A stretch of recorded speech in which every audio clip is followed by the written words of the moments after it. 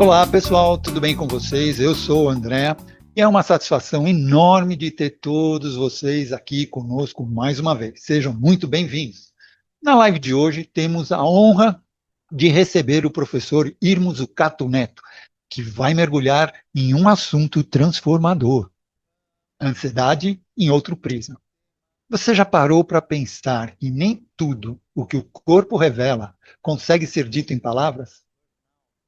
E, e se a ansiedade não for um inimigo a ser combatido, mas um sinal do corpo e da mente resgatando a sua história? O professor Irmo vai nos ajudar a entender como as marcas do passado, as tensões e os mecanismos de defesa modam o que sentimos hoje. A proposta dele não é entregar uma explicação única, mas nos provocar e fazer novas perguntas e alcançar compreensões mais profundas. Se esse tema toca você, não se esqueça de deixar o seu like.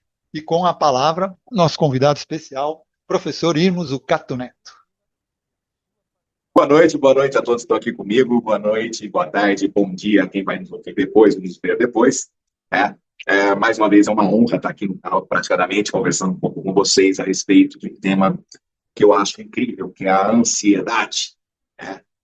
A ansiedade e angústia. Wilhelm Reich falava muito sobre angústia. Ele não falava de ansiedade. Isso sempre me deixou meio cabreiro, né? Porque todo mundo fala, não, o que ele chamava de angústia hoje virou ansiedade. Mas era pouco. Era pouco. Era uma explicação superficial demais, né? E eu gosto de aprofundar um pouco mais nessa questão. E aí eu quero saber, de vocês que estão aqui comigo primeiro, qual a diferença entre ansiedade e angústia? Queria saber quem pode dar aí uma breve explicação aí, não precisa ser a certa, mas só o que vocês têm ideia, que seja ansiedade e o que seja angústia. Pois é, né? Se a gente for no sentido, a angústia nas sensações é aquela que eu acho que te aperta o peito, tá? Então, a pessoa que está assim, angustiada, parece que está com o peito apertando. E a ansiedade, bom, para mim, né? E a ansiedade é aquilo que te provoca, mas também ela pode te trazer uma angústia. E Lívia? Por aí, É, pá. é, por aí. Porque normalmente eu acho que a ansiedade, para mim, me remete a uma expectativa. Né? Uma pessoa ansiosa é uma pessoa que tem uma expectativa. Angústia, engraçado, angústia já não me remete tanto a uma expectativa. Não sei se eu estou errada com relação a isso.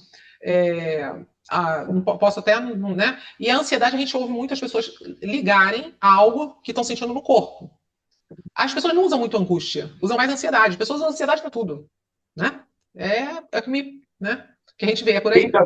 Lídia, você já viu uma pessoa com crise de ansiedade? Oi, irmão. A ansiedade poderia ser uma patologia e a angústia um estado? Ou não?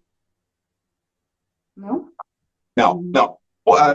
Separar desse jeito fica muito bruto, mas assim, é um pouco diferente. Não daria para colocar como patologia e outra coisa. Não, a ansiedade não chega a ser uma patologia. Silva, foi bem colocado isso que você falou, porque tem um livro chamado O Lado Bom das Coisas Ruins. E aí ele vai falando tudo que tem de errar. Estresse, ansiedade, luto, né, a depressão. Ele vai falando tudo que a gente tem de mazelas hoje, que são tratadas como problemas, o lado bom disso.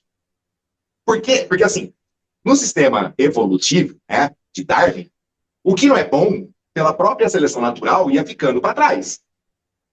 Só que desde que o ser humano existe, existe a ansiedade, desde que o ser humano existe a depressão, desde que o ser humano existe a raiva, e ela não se perdeu ao longo dessa trajetória da espécie humana, então existe o lado bom para a manutenção disso. Esse livro é extremamente provocador, chama O Lado Bom das Coisas Ruins. Então a ansiedade, ela não chega a ser um problema quando ela é saudável. Ela passa a ser um problema quando ela passa do nível do saudável, né? Mas, assim, vocês já viram uma pessoa com crise de ansiedade. Quais são os sintomas da crise de ansiedade? São os mesmos que a gente vê no angustiado. A angústia, ela é visceral. Então, a angústia aparece no corpo. Por isso que o Andréa falou. Um aperto no peito, uma garganta sufocada, a respiração mais curta, ofegante. Você sente a boca ficar mais seca, você sente ela no corpo. Só que aí, quando você sente ela no corpo, a angústia, o seu cérebro tenta colocar o que é aquilo. Porque ele quer compreender o que está acontecendo. Ele tem que fazer sentido aquilo para ele. Só que daí ele não consegue. E aí ele começa a ficar o quê? Ansioso. Quanto mais ansioso ele fica, por não compreender e não conseguir processar aquilo que está acontecendo, e ainda muito mais os movimentos acabam começando a ficar involuntários, ou seja, existe uma ideia de perda de controle, novos sentimentos aparecem, que novamente precisam ser reprocessados, que aumenta o nível de ansiedade. Aumentou o nível de ansiedade, o corpo responde. O corpo responde aumentando a dose. Aumenta a dose, novos sentimentos, que gera, de novo, o quê? Novo processamento e aumento da ansiedade que já existe. E assim fica um ciclo vicioso. Existe o caminho contrário também? A ansiedade, né, levar a um estado de angústia? Existe. Existe. Só que a maioria das vezes começa no corpo, as pessoas começam a ter taquicardia, a respiração fica curta, aquela pressão no peito que parece que você vai morrer, né? Todo mundo fala, parece que eu vou morrer. E aí vem o quê? Uma emoção. Muitas vezes o medo. Quando vem uma emoção, a pessoa começa a sentir o próprio corpo, gente. Aí que ela começa a perceber o coração batendo mais forte mesmo. Só que a hora que ela percebe que o coração está batendo mais forte, ela se assusta com o próprio batimento cardíaco. Porque normalmente a gente não está acostumado a ouvir o nosso coração. Ele está batendo agora. Vocês estão me ouvindo? Ele está batendo aí no peito de vocês. Mas como vocês não estão emocionados, vocês não estão ouvindo. Só que quando, em estado emocional mais elevado, você sente a mudança fisiológica desse estado. O corpo responde a esse estado. Então, a pessoa se assusta com o próprio corpo. Como ela não tem como explicar isso, porque são coisas involuntárias que estão acontecendo, nela acaba tendo a reação de perda do controle. A reação de perda do controle gera medo,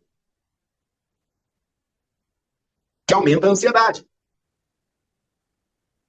Conseguiram compreender? Um não funciona sem o outro. Não tem como separar mente de corpo, nesse caso. Mas a angústia, ela é visceral. A ansiedade é mais mental. Porque a ansiedade é uma resposta àquilo que eu estou sentindo. É uma tentativa de interpretação. É por isso que eu falei que, assim, na minha cabeça, que eu percebo que a ansiedade, ela é sempre ligada a uma expectativa. Ou seja, algo que a pessoa está pensando, né? Então, a gente pode dizer, né?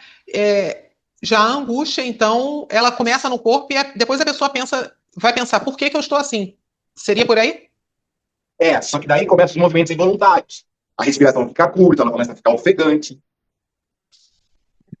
Aí ela começa a sentir o corpo. Aí ela percebe que ela não tem controle sobre aquilo. Aí vem o medo de perder o controle, que aumenta todo o processo corpóreo. E aí fica um ciclo vicioso que a pessoa não consegue sair. Vira um loop. Mas tanto é que a maioria das pessoas, quando você vai falar de ansiedade, eles vão falar o quê? Foca na respiração.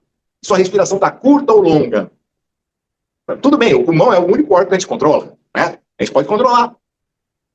Então, está curta, aumenta. Quando você começa a aumentar o fluxo respiratório, faz a respiração quadrada, né? Você dá aquela diminuída. Você começa a reassumir o controle sobre o corpo. Ou seja, reassumir o controle, tenho menos medo. Não está fugindo da minha mão o que está acontecendo. Aí a pessoa se acalma. Quando a mente se acalma, o corpo responde a essa calmaria. O coração desacelera. O coração desacelera, ela para de sentir o coração. Né? Até a próxima crise. Mas aí é que entra... a próxima crise está tudo certo.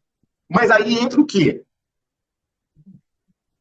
hoje nós temos uma base muito grande da neurociência estudando a interocepção, que é como eu percebo a minha parte interna.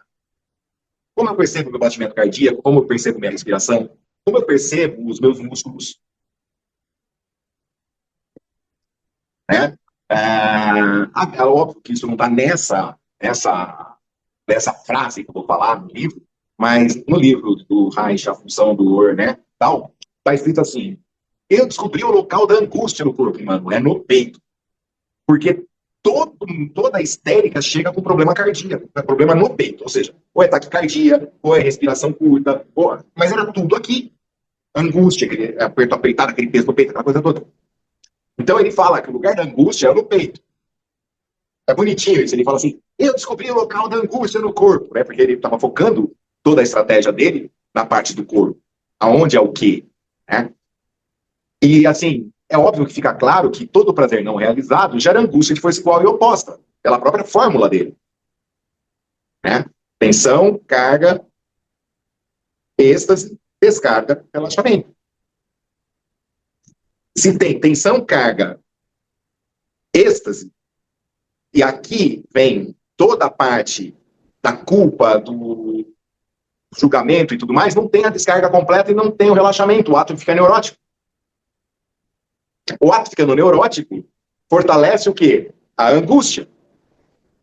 Em vez do ato ser producente, ou seja, gerou tanto prazer que um prazer com força igual e oposta anularia essa angústia, né, esse sentimento ruim, pela própria repressão que a pessoa traz, aqui ferrou. Não teve a descarga completa. Então não chegou ao relaxamento, o ato foi neurótico, aumentou o problema aqui. Então, em vez dela procurar mais disso, ela vai procurar menos disso, que seria a solução para ela. Porque dói mais fazer do que não fazer. E isso graças ao quê? À repressão que nós sofremos com relação ao nosso próprio corpo, desde criança. Tudo é proibido no corpo. É como se a gente fosse só... por que a maioria das terapias fala da mente? Porque a mente pode tudo, o corpo não pode nada. Eu posso pensar aqui N coisas a respeito de vocês. Tô falando... Mas eu não posso tocar vocês, porque daí é problema. Mas pensar eu posso. Ir no banheiro, né, e praticar o onanismo, eu posso. Então, coisa louca, né? Mas, e assim, essa semana, né, eu tinha falado com a Lília quarta-feira passada a respeito desse tema da ansiedade por esse prisma, né, que é o prisma do corpo, e a diferença da angústia com a ansiedade, porque a maioria das pessoas, por não saber a diferença, está tratando a ansiedade e ela não tem ansiedade, ela tem angústia. A angústia é uma tristícia, é uma tristeza. Pra você ter uma ideia, a tristeza, essa angústia, esse estado angustiante, a pessoa angustiada, era pecado. Era pecado. Existia um pecado na Igreja Católica chamado tristícia, que é o melancólico, o depressivo, né? A pessoa tem essa angústia, aquela pessoa que parece que suga a tua energia. Era pecado. Aí o Papa Gregório tinham 8 pecados. Tinha a tristícia e a insídia. E o Papa Gregório queria inserir a inveja. Só que ele queria que fossem 7. Então ele pegou, juntou a tristícia com a insídia e virou preguiça. E aí ele teve espaço para colocar a inveja. Porque ele tirou a vaidade. A vaidade deixa de ser pecado. Então, só que as pessoas, elas continuam tendo isso. Só que agora vira preguiça. Por isso que quando você vê uma pessoa que em crise, assim, você fala o quê? Isso aí é frescura. Isso aí é para não fazer as coisas. E a angústia está muito ligada à depressão. É confundido uma coisa com a outra também. Porque a pessoa... Gente, a angústia, para Reich, era no peito. Vamos colocar o seguinte. Se é no peito, o chakra relacionado ao peito é o chakra cardíaco. O elemento desse chakra é o ar. O ar é o combustível da nossa célula. Sem ar, sem combustível. A pessoa fica mais letárgica mesmo. Ela fica mais morosa. Ela não tem combustível. Ela não tem vontade, ela não tem aquela libido de acordar de manhã e falar, nossa, o que tem para hoje? Não tem. E aí você vai ver o pé dela, segundo os dedos todos virados para baixo. O segundo dedo virado para baixo está ligado ao chakra cardíaco. Então, um dos indícios de que algo de errado existe é esse segundo dedo do pé, que é o dedo do lado do dedão, virado para baixo. Outro indício, dedinho torcido, como se tivesse pego um alicate e virado ele e desligado ele. Outro indício. Por quê? O dedinho está ligado ao chakra raiz, coraça pélvica, local dos prazeres. Se eu desliguei isso, automaticamente eu ferrei isso. Lembra? Todo prazer não realizado gera força de boa e oposta. Então, assim, prazer não realizado gera angústia, que aumenta a ansiedade. Né? Então, aí, hoje eu coloquei no grupo de vocês um depoimento lá, de uma menina. Essa menina, assim, ela fez sessão durante 2 meses, porque ela não vinha toda semana, ela vinha uma vez, às vezes ela vinha 2 semanas, depois ela pulava uma, aí ela tá 4 meses, mais ou menos. Essa menina mudou da água pro vinho. Se você falasse com ela antes, você ia ver o peito para dentro, você ia ver uma mágoa, uma angústia que acompanhava ela. Hoje não tem mais, você vê o peito aí. Então mudou uma postura. E a mudança postural é um reflexo da mudança daquele psicossistema com relação ao que mantinha o ciclo vicioso da angústia e ansiedade. Não basta só eu mudar o físico. Eu tenho que trazer para aquele psicossistema, que é um todo, corpo, mente e alma, apego seguro, que muitas vezes não teve. Gente, essa semana eu me deparei com essa publicação, né, daquele bebê que o médico solta o corpinho e ele aí bate aqui, bate no peito e não sei o quê. É um teste de Moro para ver a parte neurológica e não sei o quê. Tá, só que tudo isso, que nem, a gente já nasce com medo de queda. Inclusive, o Wilhelm Reich, no livro A Biopatia do Câncer, ele tem um relato de um bebê que, quando foi tomar banho, ele escapou da mão, ele quase caiu dentro da banheira. E aí, ele vendo esse bebê depois, o bebê estava com a parte do ombrinho já tensionada, diferente. Aí ele foi lá e soltou a couraça. Foi aí que ele quis saber quando é que se forma a couraça. Porque na cabeça dele, essa couraça só se formava na fase do desenvolvimento infantil, onde você começa a ter os conflitos sociais maiores. Mas não. Aquele medo da queda já tinha gerado uma tensão muscular que, se não fosse resolvida a tempo, poderia ficar o quê? Um padrão muscular. E essa pessoa poderia, no futuro, ter medo de altura. E aí você ia perguntar para ela, mas da onde você acha que vem? Você acha que ela vai lembrar que a minha mãe, quando eu tinha 3 meses de idade, quase me derrubou dentro da banheira? Mesmo porque o cérebro dela ainda estava formando a parte da mielinização, ela não tinha essa memória racional que a gente tem hoje com a vida adulta. Não tem, é outro tipo de memória. É uma memória visceral. É uma memória que fica na pessoa, porém, a maneira de você interpretar ela não corresponde necessariamente ao que foi o evento. Porque esse evento está antes dessa memória que a gente tem. Então, como é que você trabalha isso? Durante o estado alterado, você vai dando o apego seguro, você vai dando o suporte necessário para que o corpo se modifique. O corpo ganhe nova postura. E se sinta seguro com essa nova postura. E aí há uma consolidação de um novo padrão. Uma pessoa ansiosa, será que ela não foi uma criança angustiada? Eu estou fazendo só perguntas. Será que não foi? Será que ela não foi uma criança que vivia em um ambiente tóxico? Será que ela teve o apego seguro na fase correta? Será que ela teve a segurança dos adultos para ela enfrentar as dificuldades? Porque o corpo daquele adulto é um reflexo exato do corpo daquela criança. Os mecanismos de defesa são os mesmos. Os pés são um reflexo exato dos mecanismos de defesa que uma pessoa recebeu da mãe. Não recebeu do pai, recebeu da mãe. Eu tô achando Fala aí. interessante você. É porque eu tô achando interessante o seguinte, que nós vivemos num momento em que o Brasil tá assim lá no top, no topo, nem no top, no topo da ansiedade, né? E você falou na questão de segurança, é muito interessante porque você conversa com as pessoas, a maioria das pessoas tem uma insegurança com relação a tudo, né?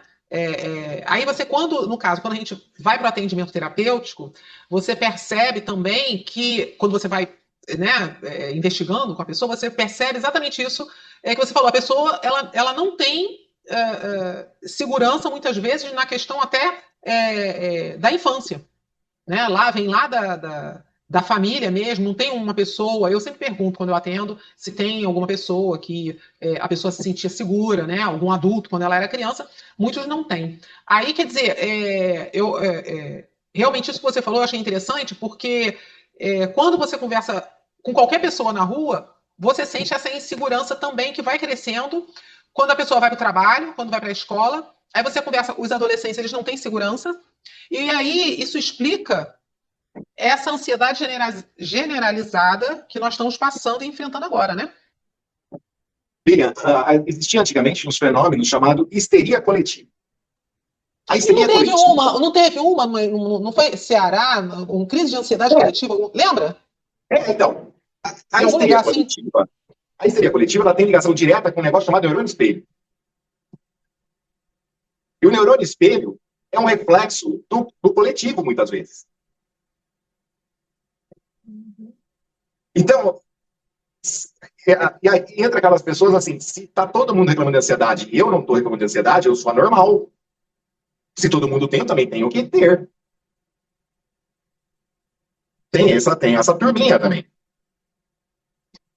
Dos famosos... Jean de Leloup falava que existia a psicose, depois veio a neurose e agora tem a normose. A normose é a necessidade de ser normal. Então, ele falou que é o novo mal do século XXI, né? Que é a normose. Quem deu esse nome foi o Jean de Leloup. E como você é? Falei isso semana passada para uma cliente, né, que ela tem as unhas pequenininhas do pé. Falei, como você quer seguir um padrão social se você sabe que esse padrão social é doente? Como você tem medo do julgamento alheio se esse alheio está partindo de premissas doentias? Como você pode ter medo disso? É um julgamento patológico. Aí entra a frase da... Né? Mas racionalmente, as pessoas até reconhecem, não, realmente a sociedade tá diferente, está doente, tá. E por que você está com tanto medo dela ainda, se você sabe que ela é doente? Por que você se preocupa tanto com o medo dos outros? Os outros vão dizer, os outros vão falar, os outros vão pensar? Então, o inconsciente coletivo é o que Reich chamava de peste emocional. Ele deu um nome para isso. Ele falava assim, a peste emocional existia desde a época de Cristo. Foi ela que matou Cristo. A peste emocional.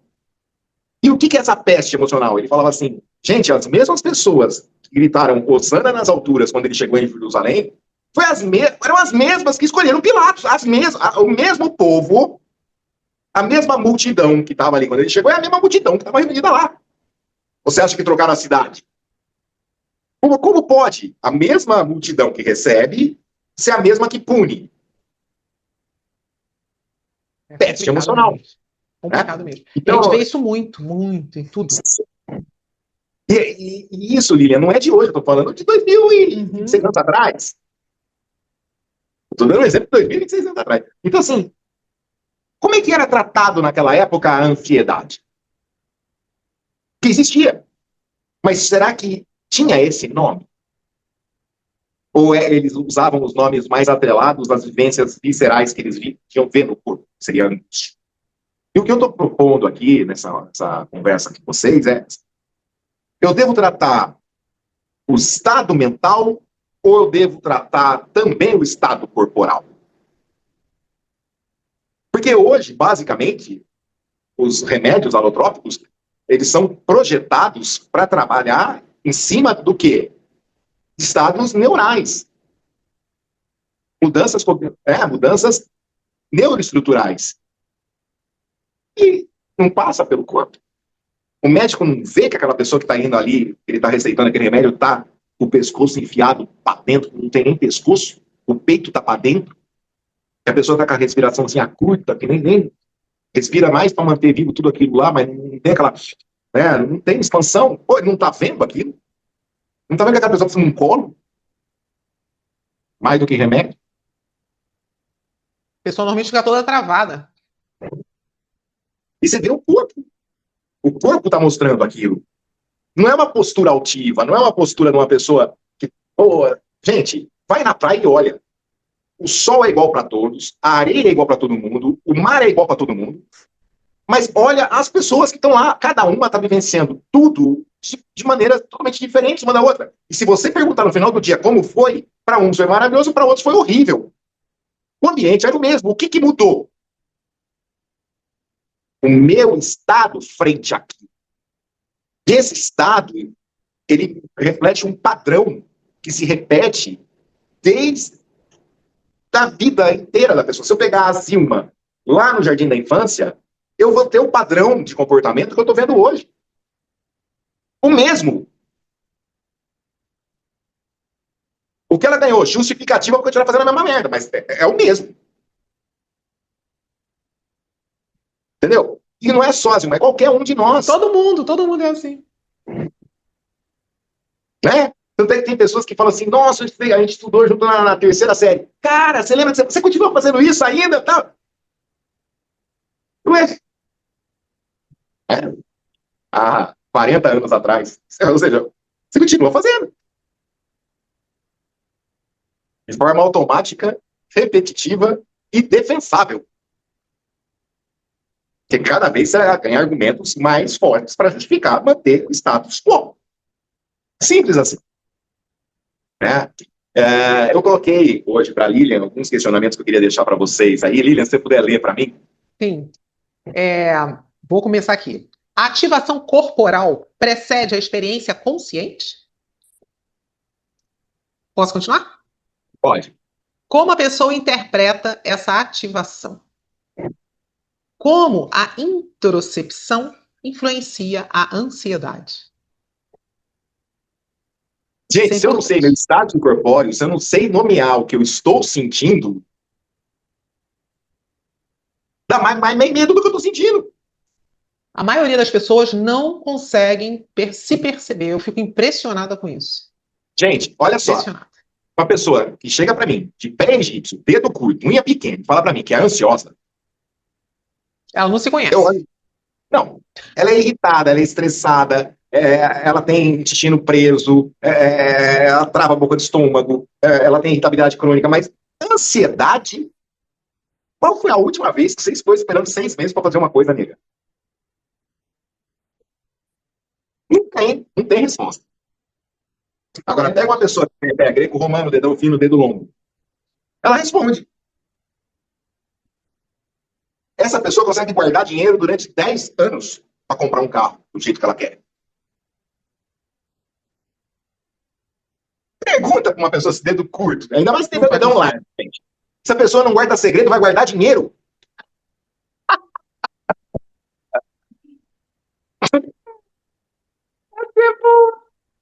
Tem jeito, pô. Entendeu? Só que daí ela chega e fala que ela tem ansiedade, ela vai ser tratada com o que ela falou. E às vezes é angústia. Porque todo prazer não realizado, e o prazer, às vezes, do pé egípcio é encher o outro de porrada. Gera angústia que por si igual oposta. Ou seja, a raiva não externalizada se volta contra ela. Mas o pior vai ser você falar para essa pessoa aí que tem os pés egípcios e dedo curto e dizer para ela que não, você não é ansiosa. Então, se eu não tiver um mínimo de autoridade, ou seja, se eu não tiver quebrado ela já antes de falar isso, ela odeia errar. Eu tô falando que ela tá errada. Ela se volta contra mim. Nossa senhora, dançou. Perdeu a cliente. Perdi. Por isso que eu vou destruindo aos poucos. Aí, quando eu já destruir tudo, aí eu posso bater, entendeu? Mas não pode sair falando logo de cara isso, não. Ela tem que estar certa, né? De repente você pode até fazer o seguinte, tratar a ansiedade, e ela está pensando que tem. Nesse caso, você sabe que não é, trata outra coisa, e quando terminar, e ela fala, nossa senhora, eu estou bem melhor, tá vendo? Foi isso que eu fiz, eu não tratei a tua ansiedade. Então, só que daí. Ela não vai Assim, acreditar. não, o problema não é esse, gente. É assim, o pé egípcio, né? O pé egípcio, ele brinca de ser adulto. Ele odeia ser, assim, ser tido como infantil. Se você fez isso, sem ter falado para ele que fez isso, ele vai se sentir uma criança que foi enganada. Aí você está mais ferrado ainda.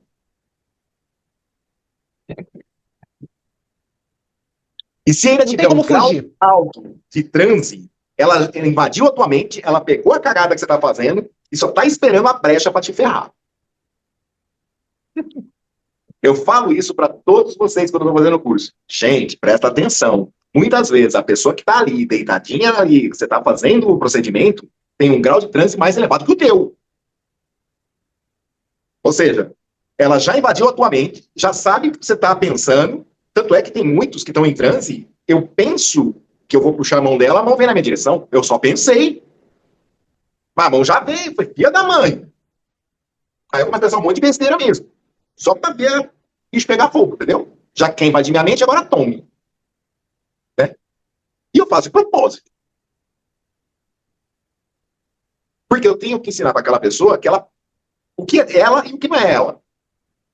Aqueles pensamentos bem absurdos que estão vindo na minha cabecinha, não é dela mesmo, que ela nunca teve. Eu começo a pensar, se eu tivesse esse corpo, eu faria isso, eu faria aquilo. Entendeu? Coisa que ela nunca pensou. Quem mandou invadir minha mente? Eu posso pensar o que eu quero. E eu não descarto isso durante o set terapêutico. Em momento algum. Eu acho que eu sou um dos poucos que leva isso em consideração quando está atendendo alguém. Ela pode ter um grau mais alto que o meu e mais diferente. Então adianta eu fazer o que a Andréia falou? Não. Adianta tentar esconder o que eu estou sentindo? Você me fez lembrar que ela. Hein, lembra aquela historinha de Gandhi, que veio uma pessoa, uma mãe com um filho, que queria que eu dissesse para o filho não comer açúcar? Lembra dessa historinha de Gandhi? Então, ele usou, bem dizer, essa técnica. Porque o que adianta ele falar uma coisa se ele não está aquilo na essência dele, não é isso? Exato. Agora continua aí, Lilian. Tem mais então, duas. Aí tem. O contexto de segurança modifica essa resposta? Isso você mostrou que sim, né? A resolução da ativação modifica o estado emocional?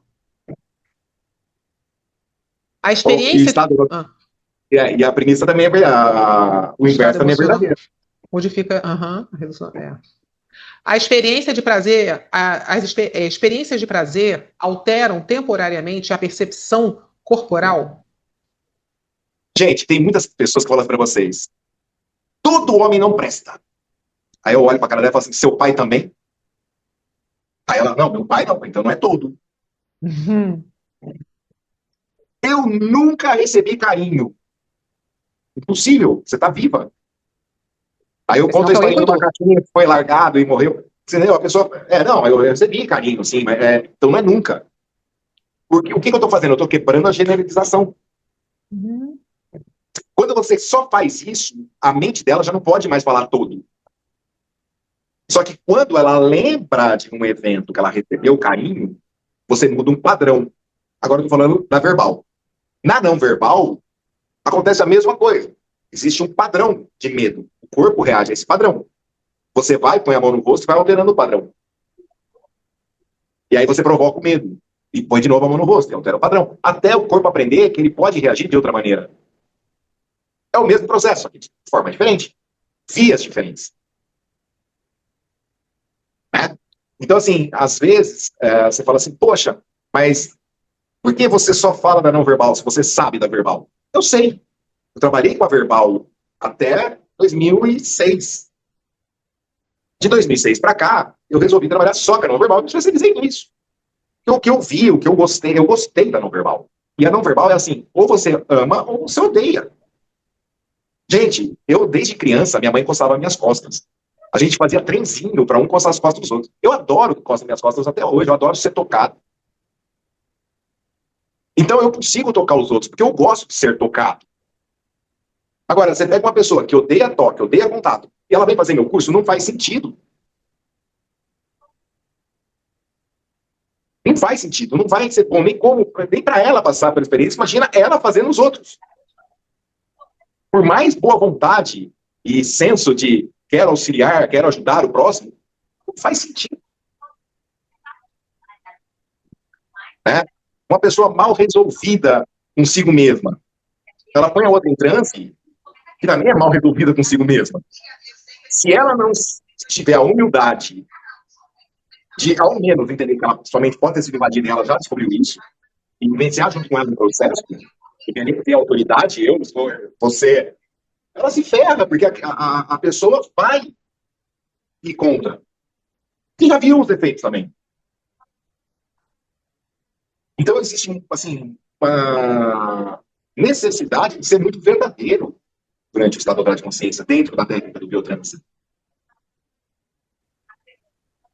E ser verdadeiro não quer dizer ser perfeccionista, ou ser detalhista, ou seguir protocolos. Não, mas só ser você ali inteiro para aquela pessoa.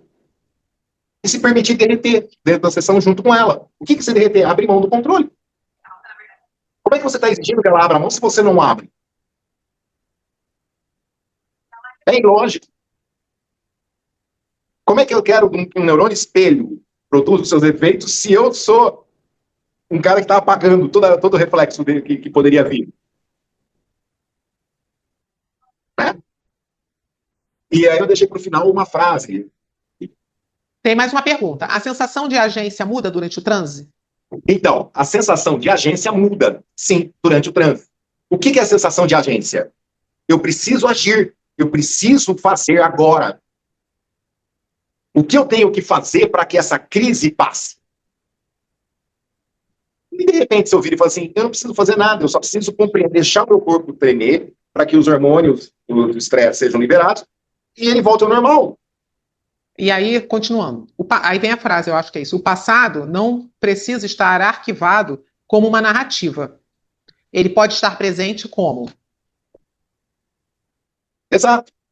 Passado, ele não é que o seu músculo tem uma frase aqui gravada. Se acontecer isso, faça isso. Não tem. Não existe uma memória aqui gravada no músculo. Nossa, aqui, quando você foi apertado, você levou um beliscão. Não existe isso, gente. Mas existe uma memória de que aquilo doeu. E que se eu chegar perto, no mesmo lugar, ou próximo, para beliscar, só de eu fazer o ato, você vai tirar o braço involuntariamente. Tem um ditado popular que fala assim, ó, gato escaldado tem medo até de água fria. Se um gato tem medo de água fria, imagina eu. Imagina vocês. Então, aí aqui, ele pode estar presente como aprendizagem, como você falou, né? Predisposição, hábito, expectativa e resposta corporal. Então, o corpo atual é, em certo sentido, a história do organismo acontecendo no presente. Isso é fantástico. Isso é fantástico. A história do organismo acontecendo no presente. Ou seja, a história, tudo que você viveu no aqui, agora. É só isso. Exatamente. Aí você colocou aqui, isso não significa que cada sensação corporal seja uma lembrança de um evento específico, mas significa que o presente não é biologicamente independente do passado. Muito bacana. Por isso que eu sou contra essa história, aí eu tenho que falar que eu sou contra, porque eu sou contra a ressignificação. Eu odeio a palavra ressignificação. Eu não quero mudar o seu passado. Jamais. Eu quero construir pontes diferentes aqui, pontos de segurança diferentes agora, para que você lide com as mesmas situações daqui para frente de maneira diferente. Porque o passado é teu. O passado tem toda uma importância, inclusive atual, no seu comportamento atual. Eu não posso... Que moldou, hein? Que molda a pessoa, né? Exato, eu não posso apagar isso. Eu não posso modificar isso. Chico Xavier foi muito sábio. Ele falou assim, eu não posso voltar no tempo e alterar o passado. mas eu posso modificar o meu presente e criar um novo futuro. Pois é, isso que eu acho que é ressignificar. Não, porque ele não está Sim. voltando no passado. Não, Eu não eu estou sei, eu falando de sei. regressão. Eu entendi. Mas ao meu entender, a ressignificação é isso, não é mudar o passado, mas sim mudar daqui para frente. Então, mas aí não é ressignificar e dar um novo significado. É uma nova vivência visceral sobre um evento, que não tem nada a ver com a vivência anterior. Eu não peguei essa e ressignifiquei. Ou seja, reformulei. Eu não reformulei nada, eu simplesmente parei com essa e comecei outra. Essa aqui continua. Os gatilhos dela continuam. Eles não estão mais ativos, mas continuam. Tudo que está aqui, continua aqui. É como se você pegasse, fechasse a porta de uma sala e falasse assim, eu não preciso entrar mais nessa sala, eu tenho todo o resto do mundo, eu não preciso ficar preso nela. Mas isso não quer dizer que você demoliu a sala, que você tirou ela do mundo, que você... Não, você fez reforma dentro dela, não. Você só simplesmente percebeu que você não precisa mais acessar aquilo. E com o tempo, aquilo vira só uma lembrança. Porque você está em outro lugar do mundo. Às vezes, a milhas de distância daquela sala. Ela faz parte da sua história. Mas você não mudou ela está lá. Um dia, se você quiser revisitar ela está lá. Entendeu? Agora, o conceito que as pessoas trabalham, a ressignificação, é eu entrar e reformar a sala. Entendi. Mas para mim não é isso, mas tudo bem. Mas para 90% das pessoas, é. Tanto é que eu já vi técnicas de regressão onde o protocolo muda o evento. Que não é o correto, né? Pelo que eu estudo também, esse protocolo que você fala existe realmente, é o que mais usado, mas não é o correto. Não, e assim, eu acho um absurdo isso. Porque o inconsciente não é burro. Exatamente. Se você chegar para mim e falar assim, eu tenho medo de aranha, eu posso ir lá e resolver o seu problema de medo de aranha. Daí, 6 meses depois, você volta e fala assim, agora eu não tenho mais medo de aranha, não, mas agora eu tenho medo de percevejo. Aí eu tiro o medo de percevejo. É porque não teve aprendizado. Não teve aprendizado. Porque você está tentando enganar o seu inconsciente. O seu inconsciente não é burro. A ressignificação, eu concordo com o André, tem que ser aquela ressignificação que tem aprendizado. É isso que você está falando. A pessoa, né? Agora, mas esse aprendizado, Lilian, esse aprendizado não pode ser só um aprendizado teórico. Uhum. Porque, em teoria, as pessoas elas falam para mim, eu sei que eu não devo fazer. Eu sei que isso é errado. Quantas pessoas chegam para você e falam assim, eu sei que fumar mata, eu sei que beber me ferra. Mas por que elas não param? Eu sei que ser agressivo demais, ser estressado demais, me coloca em maus lençóis perante os outros. Eu sei que comer açúcar demais faz mal. Faz mal. Por que não muda? Porque é o corpo que está pedindo. Tanto é que se fala dependência química. E essa química está atrelada a uma necessidade do corpo.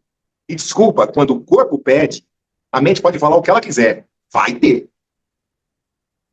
A maior prova disso, gente. Se eu virar para vocês agora e falar assim, vamos parar de respirar até morrer.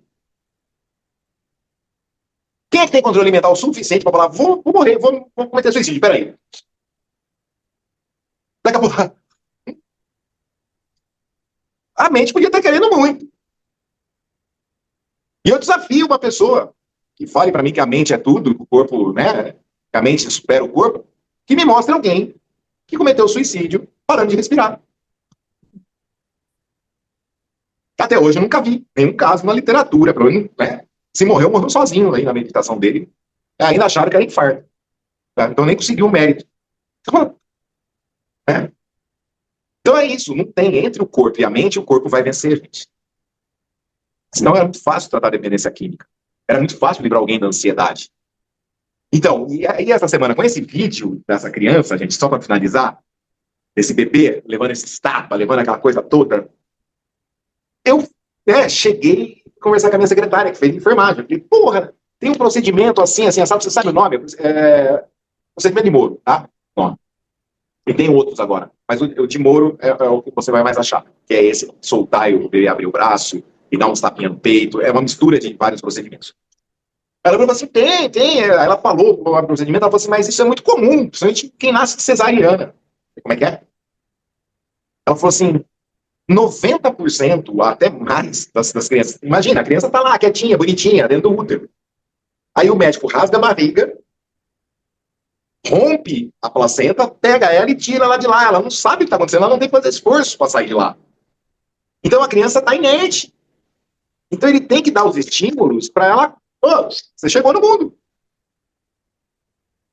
Eu falei, pronto, agora eu tenho que colocar no meu protocolo de atendimento como é que foi seu parto. Dizem que cesárea sempre tem história. Não, e o risco, gente, estou falando não seja bom. Estou falando assim, uma criança que nasce parto normal, ela teve contato visceral ali com a mãe, ela teve toda uma parte ali, sensações corpóreas, e não foi porrada. Foi esforço, mérito próprio, ela conseguiu sair, né? Então, assim, ela teve tudo o que foi necessário para ela conseguir compreender apego seguro. De forma instintiva, intuitiva, numa maneira pré-programada, vamos dizer assim. Agora, a cesariana não é uma coisa natural, não é uma coisa da natureza, então é uma coisa artificial. Aí a criança já nasce, levando tapa, chacoalhão, virar de perna. Aí a cliente chega para mim e fala assim, eu odeio ser tocada. Se você nasceu de cesariana, eu nasci, eu também odiaria. Pô, os primeiros toques foi só pancada. Verdade. Aí pega a boca da criança e faz assim, ah, meu filho não quer mamar. Aperta o bicho do seu hora que você nasceu para ver se você quer mamar também. Entendeu? Então, a porrada para você ver. É interessante isso, hein, Irmo? Eu não tinha, pensando assim, realmente, porque tem cesariana e cesariana, né? A cesariana de criança prematura, certos nascimentos, que a maioria, como ela falou, é assim, porque, olha só, a minha filha foi cesárea, só que ela estava querendo nascer. Eu já estava com tudo, eu tive que ficar quietinha para ela não nascer. Tanto é que quando tirou, passou pelo procedimento normal, de tapinha na bunda, né? Mas tem criança que não, né? Então, são reflexos diferentes, concorda comigo? Sim, mas e outra? Junta um parto de cesárea, uma mãe que tenha depois uma depressão pós-parto, vai somando. Uma criança que chega num lar que não é um lar acolhedor, vai somando. Aí como é que você vai colocar na vida adulta uma terapia corporal nessa pessoa? Ou como é que você quer que na vida adulta essa pessoa consiga ter um relacionamento saudável com outra pessoa? Isso que você falou também é interessante, hein, da boca, porque eu acompanho uma pessoa que teve gêmeos de cesárea e teve toda aquela, né, procedimental, e ela teve muita dificuldade na amamentação. Né? Talvez a criança tenha passado por algo semelhante, né? Porque eu não tive dificuldade com a amamentação. Minha filha, se bobeasse, até hoje estaria mamando, entendeu? Então, assim, mas eu fiquei impressionada porque eu percebi que tem realmente pessoas que têm dificuldade da criança, a criança, essas que eu estou te falando, eles vieram fazer fisioterapia para ver se a criança chupa, sabe aquela coisa que a criança, sabe? Não é questão só do leite da mãe, é a criança ter o movimento. Sim, mas imagina o susto, gente. Eu tô lá quietinho, de repente me tiram daqui, me enchem de porrada. E pior que não é só me encher de porrada. Fora as mudanças do minuto de ouro que acontece no ser humano. Rompeu o cordão umbilical, o meu oxigênio tem que vir de mim. Meu pulmão que estava fechadinho tem que abrir. Imagina a dor disso. Então imagina todo esse processo doloroso que está acontecendo. Com alguém te batendo. E junto com um ambiente acolhedor. Você entendeu? Você acha que isso não fica registrado? Fica. É óbvio que depois o carinho da mãe, o acolhimento ali, a amamentação e tudo mais, vão minimizar o estrago. Mas e se a criança não teve? Não é só isso, não. Sabe o que acontece? Para o meu entendimento, né? Por mais que a criança tenha tido todo aquele acolhimento e tal, tudo ótimo. Aí passam-se os anos, aí acontece algum evento que, ao tocar o corpo, ao fazer um movimento, remete àquele momento, a pessoa entra num trauma que ela não sabe por quê. Eu não sei por que eu fiquei com isso, eu não tinha isso. Não, por isso que eu falei que agora a gente tem que colocar no meu protocolo como foi seu parto. Porque até a amamentação eu perguntava. Né? Então, assim, agora tem que ser pro meu parto. Porque isso vai ter influência, inclusive, na ansiedade. No grau de ansiedade que uma pessoa pode ter. Até minha anamnese agora também vai mudar. A gente vai vivendo, vai mudando essa anamnese. Bom, gente, deixei um monte de inquietação aí na cabeça de vocês, que era o objetivo. Obrigadão por estarem comigo até agora aqui. Beijo no coração de vocês e até a próxima. É isso aí. Ô, Irmão, sabe que existem países que até proíbem, não é que proíbem, de último recurso eles fazem cesárea, só se tiver mesmo que precisar, porque parto vai em todas as opções, vai ser parto normal. Se tiver algum risco mesmo, aí sim que eles fazem cesáreas. E isso é nos Estados Unidos também, viu? Que esse é o correto. Bom, então, gente, é isso aí. Tivemos aí mais uma resenha aí sensacional, maravilhosa, né? E espero que vocês tenham gostado. E vamos então encerrar aqui a nossa gravação de hoje. E só quero avisar vocês que a próxima live, o tema será de enfrentando os desafios do sucesso com Orlando Madeira. Tá bom? E lembrando a todos para se inscrever no canal e ativar o sininho para acompanhar os próximos encontros. Em nome do Praticadamente, agradecemos imensamente o nosso professor Irmos Zucato Neto e a todos que estão aqui presentes ao vivo e para você que vai assistir depois também.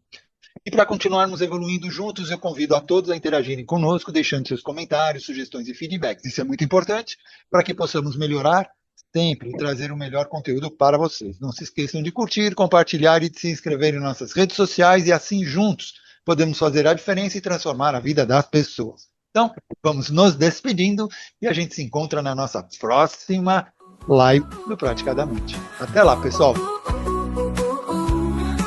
Juntos ajudamos quem quer crescer, com apoio e amor fazermos florescer. No Praticadamente somos conexão, guiando quem busca sua transformação.